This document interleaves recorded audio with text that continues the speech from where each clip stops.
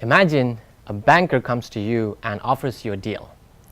The deal is that you will receive $3,600 every day and you must spend as much as you can, if possible, all of it. Only downside of this deal is that you cannot save the money in any means. You must return the remaining balance by the end of the day.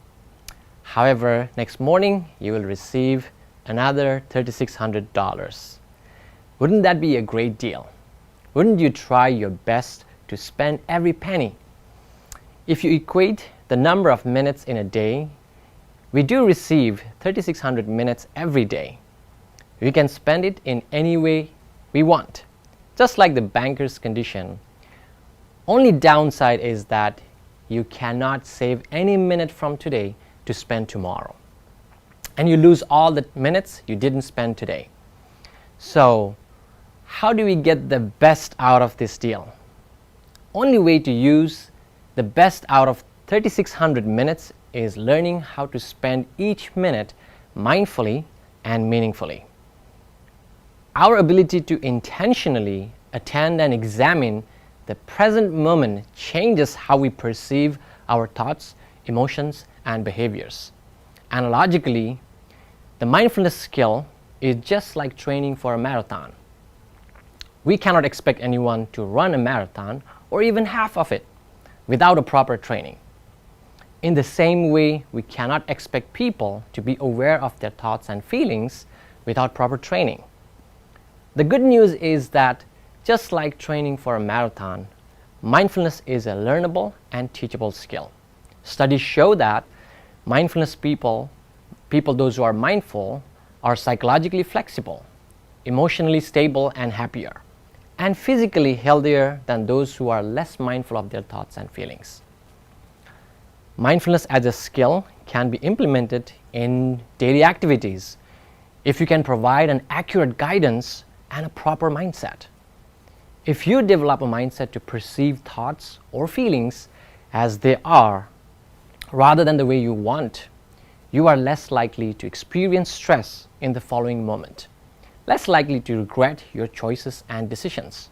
Hence, you start to change your future moments with a simple skill, that is the mindfulness skill. Everything we choose to do today defines our tomorrow. I look at the idea of the future from a microscopic level. In other words, rather than thinking about the future as upcoming months or years, it can be perceived as the succeeding moment of the present moment. If you were to take a task at the present moment, whether achievable or not achievable, it may cause stress or joy. It may involve gain or loss. The consequence of your approach to the present moment immediately begins to ensue in the next moment. Most of the time, we habitually or instinctually react without giving too many thoughts into those reactions. Instinctual reaction does not assess the real nature of our thoughts and feelings. Such reaction is quick to cling if it is appealing and push away if it is not appealing. In contrast, a mindfulness response examines the true nature of our thoughts and feelings. It helps us to see things as they are and maintain equanimity of our mind. The mindfulness skill teaches us that only the moment we can control is the present moment. So, why not choose to say or do things with our best ability in those moments? People learn to manage and even manipulate their own future and not allowing the future to control or define them when they are mindful. Therefore, mindfulness is one of the most needed skills to define the future. So, how can we really be mindful and take a momentary pause that is most needed? Rather than I continue to talk, I let you talk through your practice. If you may, let's find a less busy place to sit for about 2 minutes as I demonstrate how to sit and how to practice this mindfulness. Please pay close attention to the sound of the bell so you can ground yourself.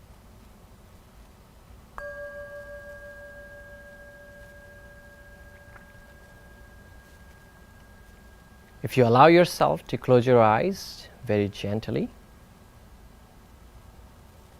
keep your back straight if possible, not too stiff, just straight upright so you can focus better. Now gently bring your attention to your breath, and let's take a deep breath very mindfully. As you breathe out, notice the airflow passing through your nostril. Take one more deep breath with full attention to the flow of air. Hold it for a second. Breathe out, release the air. Let's take one more deep breath. Hold it for a second and relax. Now very gently bring your attention to tip of your nose, where you felt the touch of air passing through your nostril. This time, as you breathe in, make a mental note or say to yourself in your mind silently, breathing in, breathing in. As you breathe out, make another mental note, say to yourself in your mind, breathing out, breathing out. Let your breath flow naturally. Keep your attention at the incoming and outgoing breath. Pay close attention to incoming breath and make mental note as you breathe in, say to yourself, breathing in, breathing in. When you breathe out, say to yourself in your mind, breathing out, breathing out.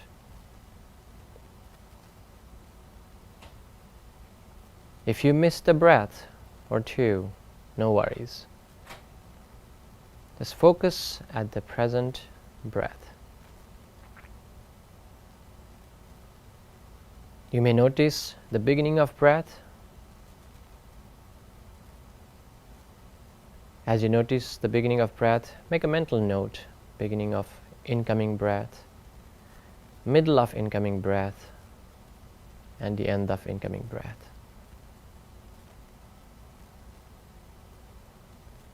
Beginning of outgoing breath, middle of outgoing breath, end of outgoing breath. With full awareness, you inhale and exhale. If you pay close attention, you may notice a very brief pause between inhalation and exhalation. Be aware of it. From the beginning of incoming breath, middle of incoming breath, end of incoming breath, the pause. Beginning of outgoing breath, middle of outgoing breath, end of outgoing breath, the second pause. Be mindful of one breath cycle.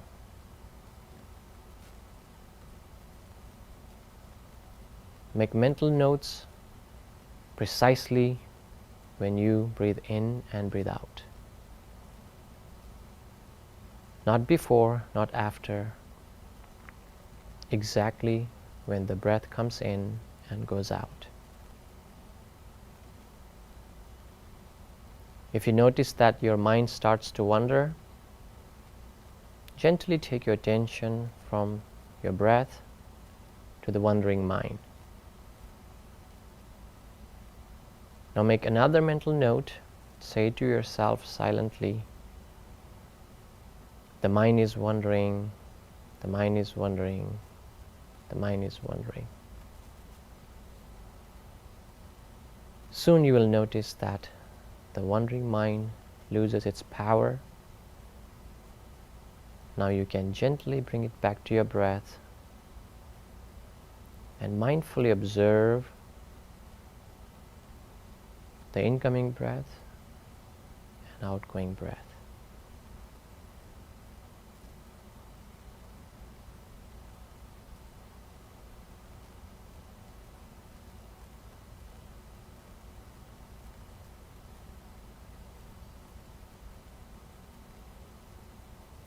You will hear the second ring of a bell.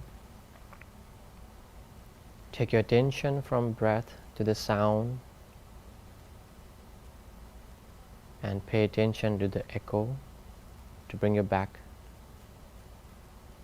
to your surrounding.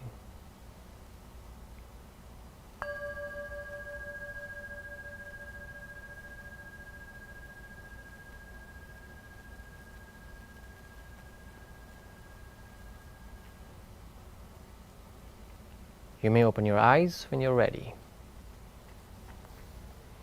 After this brief session of mindfulness practice, I'm sure you feel how it goes when you practice. But I'm sorry to tell you that you're not fully enlightened yet, nor your future has fully defined yet. Nevertheless, you just began the journey. Knowing the direction from CSUSB to Las Vegas is not enough to get there. We actually need to commute to arrive there. The same argument is true about the mindfulness skill. Knowledge is useful only if we test with our experience. Training for a marathon does not limit your skill of running to a race alone. In the same way, developing the mindfulness skill focused on breath is not limited to breath alone. It's a skill. As you master the skill, application is infinite. I've been practicing and teaching this skill for years now. As a practitioner and also a teacher, there are so many interesting incidents happened during my time. I was teaching mindfulness skill to inmates at Glen Helen Rehabilitation Center for about 2 years. Most of them were cynical about the idea, but at least open to try it. They learned mindfulness within 2 to 3 sessions of 10 minutes practice. One day, while I was teaching a class at GHRC, a sheriff deputy accompanied Mark to my classroom. Mark was one of my students for a month. It was his day of release. He came and told me, "Mr. Sai, I called my wife yesterday after 9 months of silence. I couldn't accept that my wife had cheated on me. But I dared to call her yesterday. This time I didn't speak. I paid attention to what she had to say. I let her speak. I listened to her for the first time in a phone call. She felt the difference. She started sobbing. In a broken voice, she told me what happened after I was imprisoned. For the first time, I heard the whole story. I felt different after the phone call. I was being mindful during that phone call." Mark thanked me for teaching him the mindfulness skill and left the classroom, and I never saw him again in the jail. Fast forward 6 months later, I received a call from my friend Natalie, who used to work at Barstow as a marriage and family therapist intern. She asked me if I knew Mark, who was released from Glen Helen a few months ago. It didn't take me that long to recall who he was. Natalie said Mark came to a couples therapy with his wife. Natalie added that Mark wants me to know that he's still practicing mindfulness. Mark chose to spend his 10 out of 3,600 minutes to learn this new skill when he was in my classroom. He continued to practice the skill. It changed his life. I dare to say that he defined his future by mindfully responding for a few seconds during that phone call. Imagine a mindful response becomes our nature during stressful and also joyful moments. You start to use each minute of your day carefully and mindfully. Isn't that a better plan to define our future? Thank you.